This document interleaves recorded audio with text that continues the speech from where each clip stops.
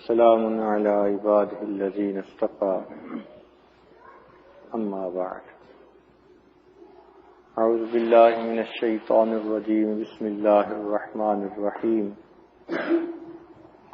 قل إن كنتم تحبون الله فاتبعوني يحببكم الله سبحان ربك رب العزة عما يصفون وسلام على المرسلين والحمد لله رب العالمين اللهم صل على سيدنا محمد وعلى آل سيدنا محمد وبارك وسلم اللهم صل على سيدنا محمد وعلى آل سيدنا محمد وبارك وسلم اللهم صل على سيدنا محمد وعلى آل سيدنا محمد وبارك وسلم قل ان کنتم تحبون اللہ، اے میرے محبوبہ فرما دیجئے لوگو اگر تم اللہ رب العزت سے محبت کرتے ہو فاتبعونی تو تم میری اتباع کرو یحببکم اللہ، اللہ تعالیٰ تم سے محبت کریں گے۔ گویا انسان نبی علیہ السلام کی اتباع کرنے سے اللہ رب العزت کا محبوب بن جاتا ہے، کیونکہ اللہ رب العزت نے نبی علیہ السلام کو اپنا محبوب بنایا، لہذا ان کی عادات کو جو اپنائے گا وہ بھی اللہ کا محبوب بن جائے گا۔ نبی علیہ السلام کے قول کو حدیث کہتے ہیں اور آپ کی عادت مبارکہ کو آپ کی سنت کہتے ہیں۔ تو سنت پر جو آدمی چلے، کیا مطلب کہ آپ کی عادات مبارکہ جیسی تھیں ویسی اپنی عادات بنانے کی کوشش کرے، ہر کام اسی طرح کرنے کی کوشش کرے جس طرح سے نبی علیہ السلام نے اس کام کو کیا۔ اس کو اتباع سنت کہتے ہیں، اور اس کی برکت سے اللہ رب العزت بندے کو اپنا محبوب بنا لیتے ہیں، اس کے گناہ معاف فرما دیتے ہیں، اس کے اجر کو بڑھا دیتے ہیں۔ انبیاء کرام دنیا میں آتے ہی اسی لیے ہیں کہ لوگ اپنی زندگی ان کے مطابق ڈھال لیں، بنائیں۔ اس کی مثال آپ یوں سمجھیے کہ جیسے ایک آدمی کو کوئی کپڑے کا ڈیزائن پسند ہو اور وہ درزی کو جا کر وہ کپڑا دے کہ بھائی یہ نمونہ ہے اور یہ کپڑا ہے، تم اس کپڑے سے اس نمونے کا مجھے کرتا بنا کر دو۔ اب جب وہ واپس لے گا تو تبھی پسند کرے گا، قبول کرے گا جب کہ اس کا بنا ہوا کپڑا نمونے کے بالکل مطابق ہوگا، اور اگر نمونے کے مطابق نہیں تو وہ غصے ہوگا کہ آپ نے کیوں کام خراب کیا۔ بس یوں ہی سمجھیے کہ اللہ رب العزت نے اپنے محبوب کو دنیا میں نمونے کے طور پر بھیج دیا اور مخلوق کو بتا دیا کہ دیکھو یہ وہ ہستی ہے جس سے میں محبت کرتا ہوں، اب تم بھی اگر چاہتے ہو کہ میری محبت تمہیں حاصل ہو تو تم ان جیسی اپنی زندگی بناؤ۔ لہذا قیامت کے دن اللہ رب العزت ہر بندے کی زندگی کو پرکھیں گے کہ وہ سنت کے مطابق ہے یا نہیں، اگر ہوگی تو قابل قبول، اور اگر سنت کے مطابق نہیں ہوگی تو اللہ تعالیٰ اس کو ٹھوکر لگا دے۔ تو لیٹے بیٹھے چلتے پھرتے ہر کام ہم نے نبی علیہ السلام کے طریقے کے مطابق کرنا ہے، حتیٰ کہ ہمارا بیٹھنا، اٹھنا، چلنا پھرنا، بولنا، کھانا پینا، گفتار، رفتار، کردار، ہر چیز سنت کے مطابق ہو جائے، یہ ہماری کیفیت ہو جائے۔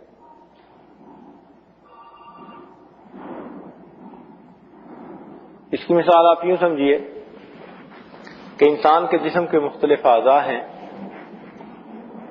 تو عورتیں اپنے جسم کے جس حصے میں جیولری پہن لیتی ہیں وہ سمجھتی ہیں کہ یہ ہمارے جسم کا حصہ خوبصورت بن گیا۔ مثلا انگلیوں میں اگر اس نے رنگ ڈال لی تو سمجھتی ہیں کہ ہماری انگلیاں زیادہ خوبصورت نظر آئیں گی. اگر انہوں نے بازوں میں چوڑیاں لے لی سونے کی تو وہ سمجھتی ہیں کہ اب بازو خوبصورت لگیں گے. گلے میں کوئی ہار ڈال لیا سمجھتی ہیں گلا خوبصورت نظر آئے گا. اسی طرح کانوں میں کوئی زیور ڈال لیا کان خوبصورت. تو وہ یوں محسوس کرتی ہیں کہ جسم کے جس عضو پر ہم نے زیور سجا لیا وہ عضو زیادہ خوبصورت نظر آئے. بالکل اسی طرح مومن اپنے جسم کے جس عضو پر نبی اسلام کی سنت کو سجا لیتا ہے اس کا وہ عضو اللہ کی نظر میں محبوب بن جاتا ہے. چنانچہ جس نے جس بھی سنت پر عمل کیا، مثلا اس نے سر کے بالوں میں کنگھی کرنی ہے، اب اگر وہ درمیان میں سے مانگ نکالتا ہے سنت کے مطابق تو اب اس کا سر اچھا لگ گیا، اللہ تعالیٰ کی نظر میں پسندیدہ ہو گیا. اگر وہ رات کو سرما ڈالتے ہیں آنکھوں میں آنکھیں پسندیدہ ہو گئی. اگر وہ مسواک کرتا ہے باقاعدگی کے ساتھ تو منہ خوبصورت ہو گیا. اگر وہ اپنے ہاتھ پاؤں اعضاء کو وضو میں دھوتا ہے تو یہ سب اعضاء اللہ کی نظر میں پیارے ہو گئے. اگر اس کا لباس سنت کے مطابق ہے تو اب اس کا لباس اللہ کی نظر میں پیارا ہو گیا.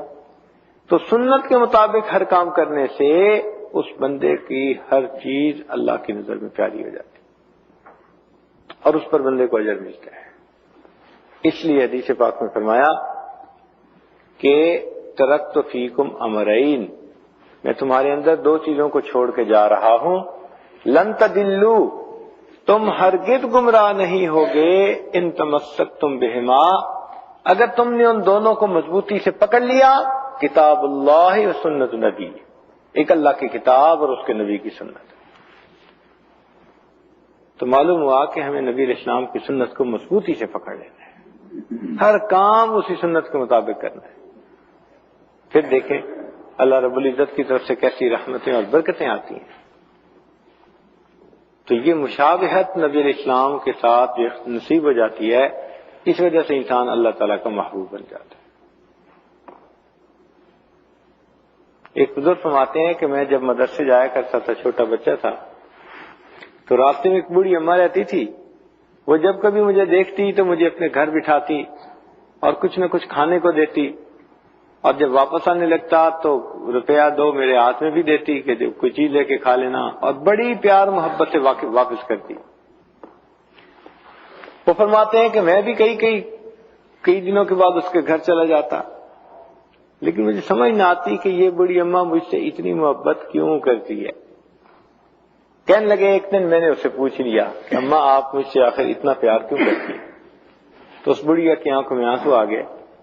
کہنے لگی بیٹا پیار اس لیے کرتی ہوں کہ ایک میرا بیٹا تھا جو جوانی کی عمر میں فوت ہو گیا، اور تمہاری شکل بالکل میرے اس بیٹے کے مطابق ہے. جب تم میرے سامنے آتے ہو مجھے اپنا بیٹا یاد آتا ہے. میں اسے بھی کھانا کھلایا کرتی تھی، تو جب میری محبت جوش مارتی ہے تو میں پھر تمہیں اپنے گھر میں بلا کے کھانا کھلاتی ہوں. میں یوں سمجھتی ہوں جیسے میں اپنے اسی بیٹے کو کھانا کھلاؤں.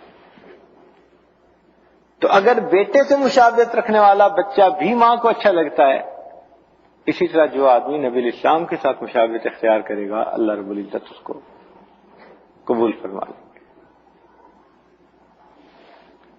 تو اس لیے ہر کام کو سنت کے مطابق کرنے میں ہمارا جسمانی فائدہ بھی ہے، ہمارا روحانی فائدہ بھی ہے. دونوں طرح کے فائدے ہمارے ہیں سنت پر عمل کرنے میں.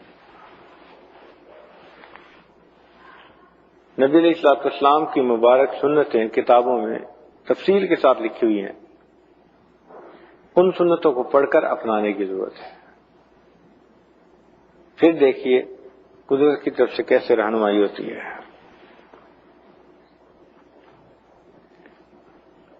آپ نے دیکھا ہوگا دنیا میں لوگ کوئی چیز خریدتے ہیں نا تو ان کو برانڈ کا بڑا کئی دفعہ چسکا ہوتا ہے.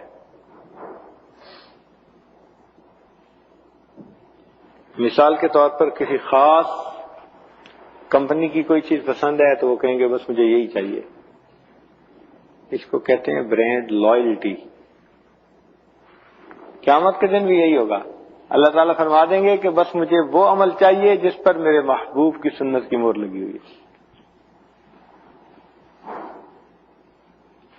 اس کے علاوہ جو عمل ہوگا اللہ تعالیٰ اس کو ٹھوکر لگا دیں گے۔